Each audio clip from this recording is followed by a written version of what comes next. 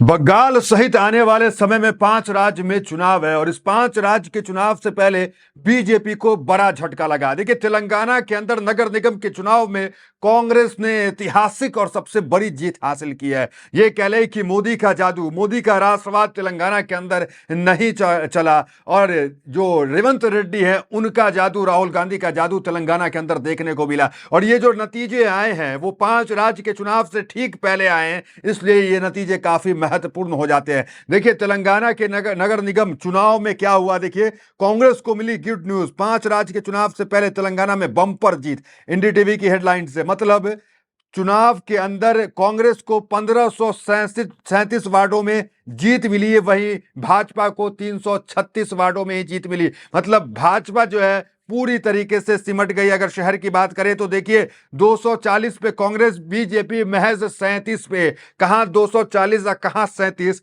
मतलब मोदी का जादू तेलंगाना में नहीं चला और 5 राज्य के चुनाव से पहले कांग्रेस को एक बड़ा झटका के तौर पे देखा जा रहा है। देखिए, एनडीटीवी की रिपोर्ट आपको बताते हैं, उसके बाद सुनवाते हैं तेलंगाना के मुख्यमंत्री ने आने वाले समय में जो लोकसभा और विधानसभा का चुनाव होने वाला है उसको लेकर क्या भविष्यवाणी कर दी है और राहुल गांधी ने वीडियो जारी करके क्या कुछ कहा है आने वाले वक्त के लिए जब चुनाव होगा, लोकसभा और विधानसभा दोनों का तेलंगाना के अंदर। देखिए, एनडीटीवी की खबर, तेलंगाना में कांग्रेस ने नगर निगम चुनाव में शानदार जीत हासिल की। पश्चिम बंगाल समेत 5 राज्यों में होने वाले विधानसभा चुनाव से पहले तेलंगाना निकाय चुनाव ने रिजल्ट कांग्रेस के लिए बड़ी गुड न्यूज से कम नहीं है। हालांकि इन चुनाव में बीआरएस ने और बीजेपी ने भी अपनी उपस्थिति दर्ज कराई, लेकिन पूरे चुनाव में दबदबा कांग्रेस का ही देखने को मिला। 2995 वार्डों के परिणाम अधिकतर तौर पर घोषित कर दिए गए, तो उन परिणामों में कांग्रेस जो है पूरी तरीके से जो है सबसे बड़ी पार्टी है, सबसे आगे जो है वो देखने को मिली। बात करें पार्टी वाइज कि किसने कितनी सीट लेकर के आई, वो आपको बता दें। देखिए, तेलंगाना निकाय चुनाव में किस पार्टी को कैसा रहा प्रदर्शन, एक बार नजर डालिए। कांग्रेस 1537 वार्डों में जीत दर्ज की, वहीं बीआरएस 781 में और बीजेपी 336 वार्डों में महज जीत दर्ज कर पाई है। तो एआईएम जो है वो 70 वार्डों में जीत दर्ज की। सीपीआई जो है मार्क्सवादी वो 13 वार्ड में। तो कुल मिलाकर के ये कह लें निर्दलीय 183।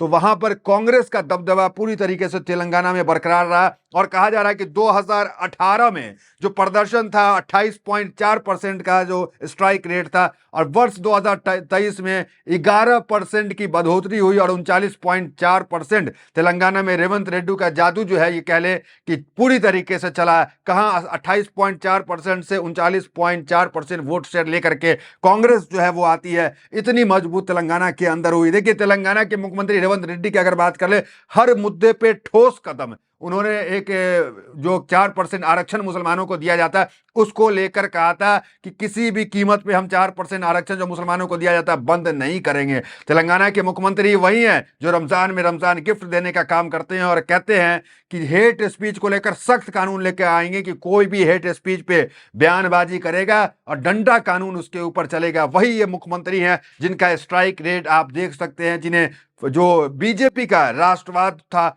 उसे, बीजेपी का हिंदुत्व था उसे मुंह की देने का काम किया। आगे देखिए, राहुल गांधी ने ट्वीट कर दिया और राहुल गांधी ट्वीट कर क्या कह रहे हैं जरा वो देखिए। तेलंगाना लोकल बॉडी चुनाव में जीत कांग्रेस सरकार की लोगों को सबसे पहले रखने वाली पॉलिसी का साफ समर्थन है, जो सामाजिक न्याय, सम्मान और सबके साथ लेकर चलने वाले विकास पर आधारित है। हर कांग्रेस कार्यकर्ता और नेता को दिल से धन्यवाद। यह जीत आपकी और तेलंगाना के लोगों की है। पराजाला तेलंगाना का हमारा विजन, जहां पर परिवार तक तरक्की, हर परिवार तक तरक्की पहुंचे, अटल है। तो ये बात जो है राहुल गांधी ने कहा। अब आपको सुनवाते हैं रेवंत रेड्डी।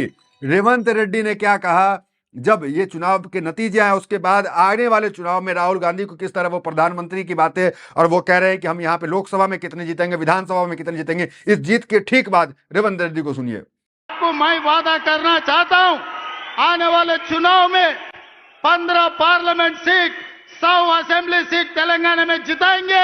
दिल्ली को हम 15 पार्लियामेंट एमपी को बना भेज देंगे। 100 एमएलए को जिता के यही दोबारा हम सरकार बनाएंगे।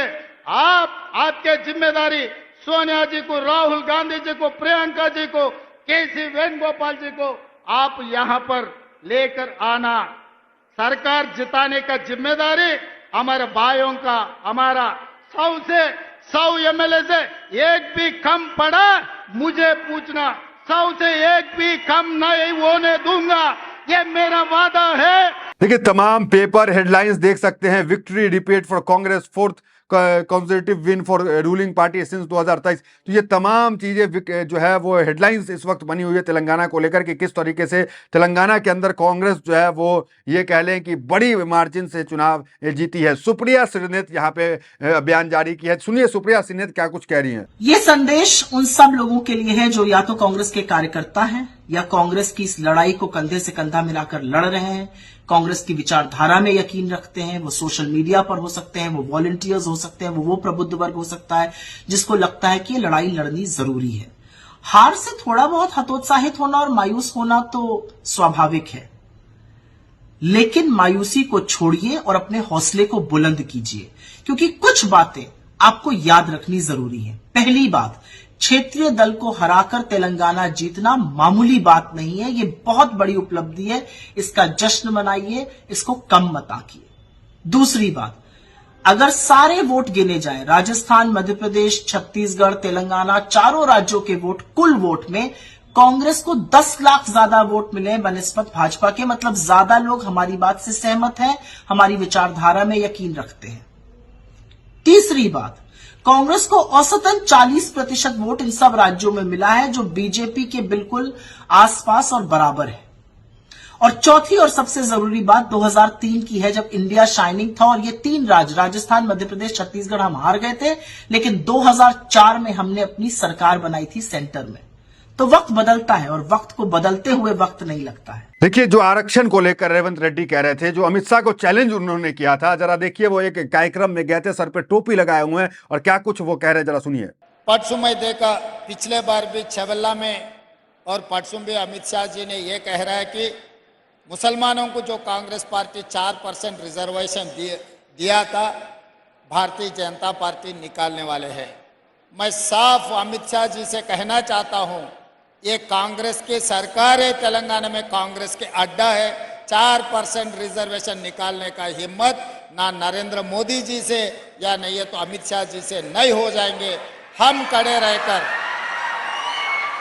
सुप्रीम कोर्ट में अच्छा वकीलों को लगा के हम लड़के 4% रिजर्वेशन दिया हुआ है कांग्रेस पार्टी ने, उसको बचाने का भी जिम्मेदारी हमारी है।